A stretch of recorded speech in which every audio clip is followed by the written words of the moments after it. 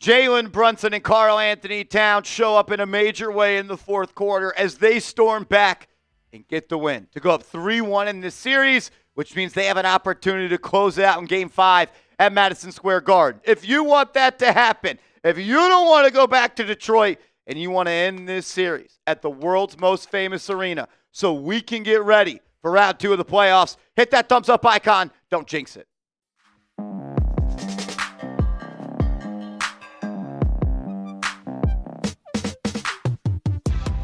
Welcome into New York Knicks Now by Chat Sports. I am your host, Marshall Green. Appreciate everybody for being here. Your New York Knicks win Game 4 of the first round against the Detroit Pistons, 94-93, and it was a chaotic game, a game where the Knicks saw themselves up by as much as 16 in the second quarter. Then they were down double digits in the second half. But where there was a way, Jalen Brunson found how to get it done. Had to leave the game in that third quarter because of a leg injury, but he went into the locker room, grabbed his cape, and did what he did and found a way to win. The Knicks in this one, they had to tough it out. They had to gritty it out, and they had to find a way to find a way. They shot just 37% from the field. They shot like 28% from 2 in this game. They shot better from 3 than they did from inside the arc, 45.5% from downtown. I thought their defense and the perimeter defense has been really good for the most part of this series, holding Detroit to 7 of 29 in that department. Detroit really mucked up that game in that third quarter.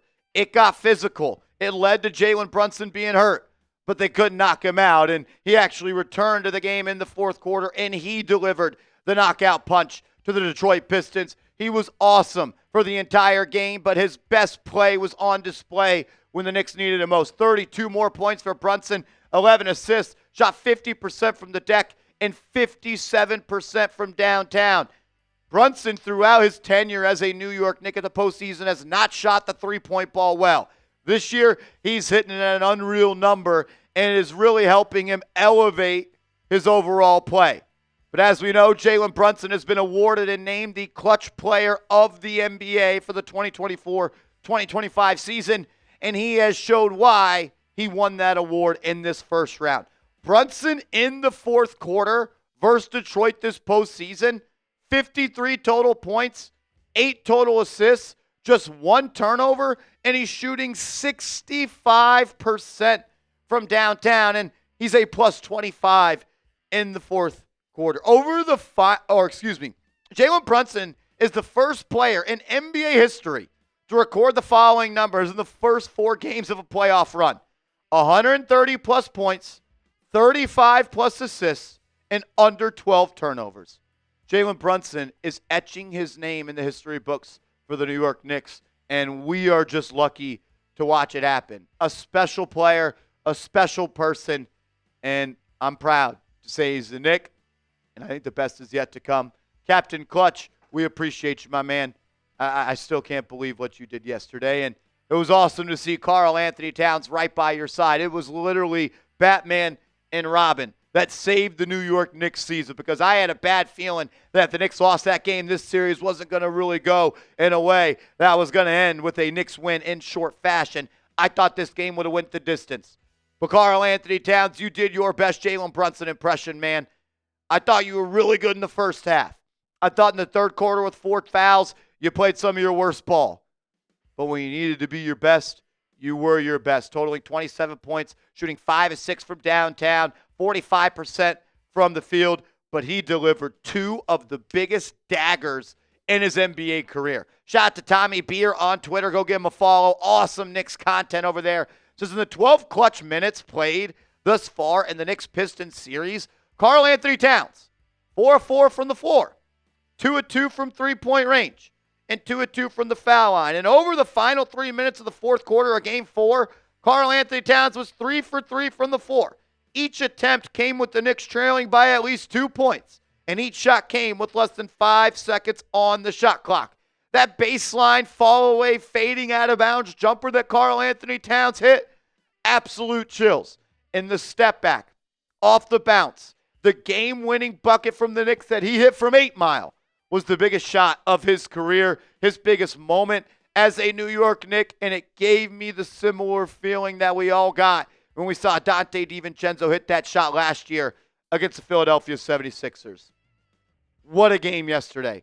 If this team is going to be the team we want them to be, to hope they can be and wish they could be, they need to be a two-headed monster with Karl Anthony Towns and Jalen Brunson. They did that yesterday, and they've done it throughout the clutch in the playoffs. Clutch time is any time a game under 5 minutes gets within a 5-point margin.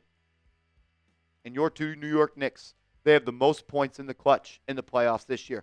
Brunson has 21 clutch time points. That's why he won Clutch Player of the Year. Karl Anthony Towns has 12 of them. It's unreal. And that's the recipe. That's the way this Knicks team's going to do what we want them to do. These two guys have to get it done when it matters most. And they did in Game 4. And that's why we're going back to the Garden for Game 5, up 3-1. My question to you is, who gets the game ball? Jalen Brunson was awesome yesterday, no doubt about it. 15 points in the clutch, 0 free throws. You don't win without Jalen Brunson, but you definitely don't win without Karl Anthony Towns. Hits 2 threes in the clutch, the baseline fade away, hits the dagger from 40 feet out. Who gets the game ball for Game 4? Josh Hart deserves a lot of credit as well.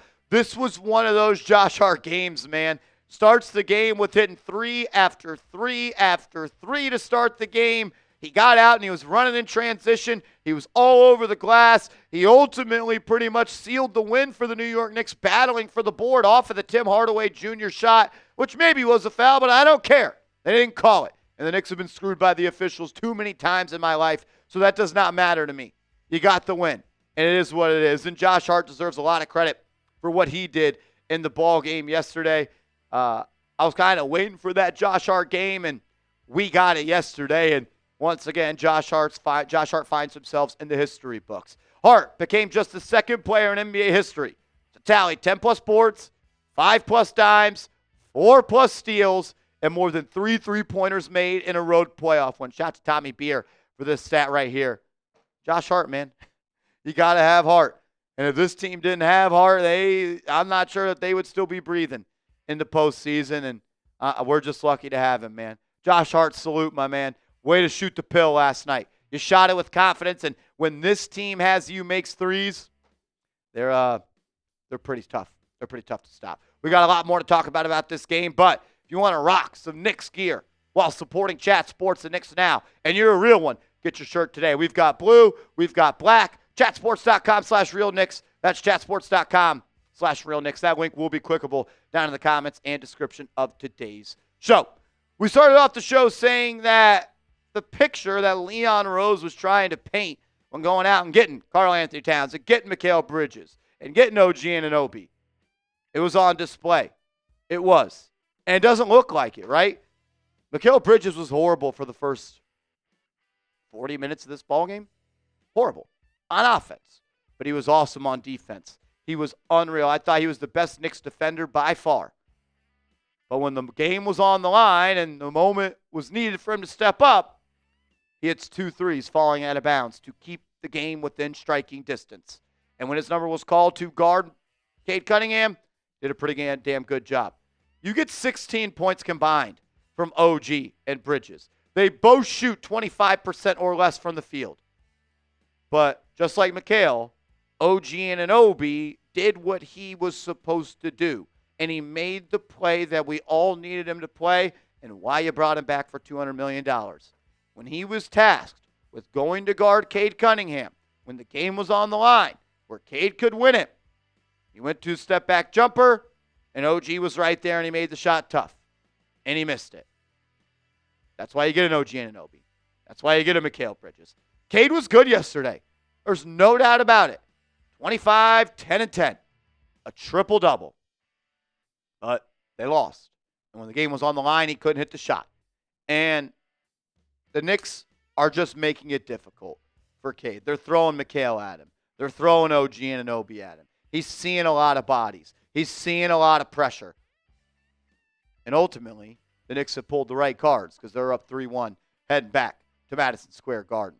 When Mikal Bridges and OG Anunoby are locked in on defense, they can win games for the Knicks. And through 4 games, Pistons players are shooting 4% worse from the field when guarded by Anunoby and 10% worse when they're guarded by Mikal Bridges. Those guys are making an impact. Unfortunately, they're not doing it on the offensive end, as both of them combined for 16 points yesterday on like 23% from the field. But great players find a way to impact games when your shot's not falling. And the shots aren't falling. And the Knicks, they won the game because of the impact that OG and Mikal Bridges had. If you want the Knicks to close it out in 5 at MSG, hit that thumbs up icon. I don't want to go back to Detroit. Brunson, Cat, OG, Hart, Bridges. You guys are killing it. You killed it yesterday when it mattered most. Knicks are going to need someone off the bench to step up. They've been drastically outscored off the bench, but they got to find a way to do it. Maybe not in this series. Definitely down the line. Make sure you are following me on social media. I'm on Instagram at @MarshallGreen_. I'm on Twitter at @MarshallGreen_. If you're not giving me a follow, change it. Go hit me up over there. We'll be live on the channel for Game 5 on Tuesday, and I want to see all of you there. So, till then, let's go Knicks.